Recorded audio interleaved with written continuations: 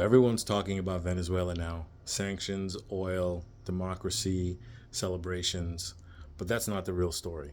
This is about AI, energy, and global power colliding right now. Ask the real question. Why does the United States care about Venezuela now, or even at all? Yes, Venezuela has the largest proven oil reserves in the world, but oil today isn't just about cars. It's about AI. AI equals energy, or the need for it. By 2025, US data centers consumed energy on the scale of an entire city. Think New York City, the largest city in the United States.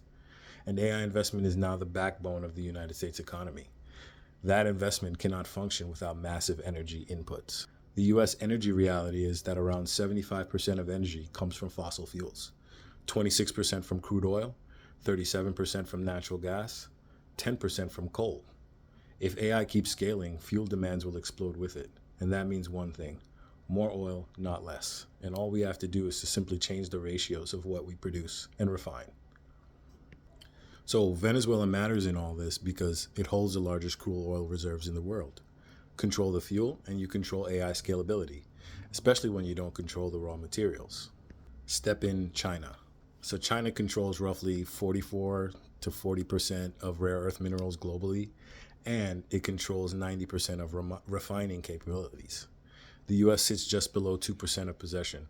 Even including pooling all of its allies' resources together, it still doesn't even come close to China's supply. That brings in two competing strategies. China's strategy is efficiency: more chips, older chips, lower power requirements. The US strategy: power: fewer chips, stronger chips, massive energy consumption. So there's already a historical parallel and precedent for this. During the 1970s OPEC oil crisis, Detroit built big, inefficient cars, while Japan built smaller, fuel-efficient cars. The result was Japan dominated, and American car manufacturers had to rethink their goals and their aims and their purpose. Today, China is going for the efficiency model, while the US is still keeping the same Detroit automotive model as they did back then: power and heavy energy intensive.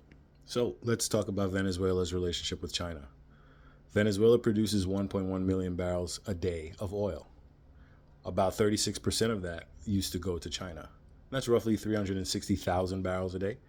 Well, China already gets 2.2 million barrels a day from Russia at discounted rates, and it's really close to them. They don't have to wait for shipping times. So Venezuela really doesn't break or make China in this situation. It's an added bonus, or value added. And here's the BRICS reality, and this is why the BRICS even exist. These countries have been preparing since 2014. Brazil, Russia, India, China, and South Africa, and a few others joining on since then. They expect pressure from the Western systems, from the IMF, from the World Bank, from the swift transferring of money systems, the UN itself, the same rules with selective enforcement, i.e., rules for thee and none for me, as is clearly shown with this situation with Nicolas Maduro. This isn't sudden, this isn't emotional, this is structural power competition. Energy versus efficiency, fuels versus materials, and Venezuela sits in the middle. If China decides to choke point their minerals like they did with our tariffs a few months ago, then that spells doom and gloom for our tech industry and military, which all rely on advanced chips powered by those rare earth minerals. So in the next video, I'll showcase how we got here, and this didn't start yesterday. So we can go back years into the Obama administration and talk about it. Like and subscribe and follow, and catch me in the next breakdown. Peace.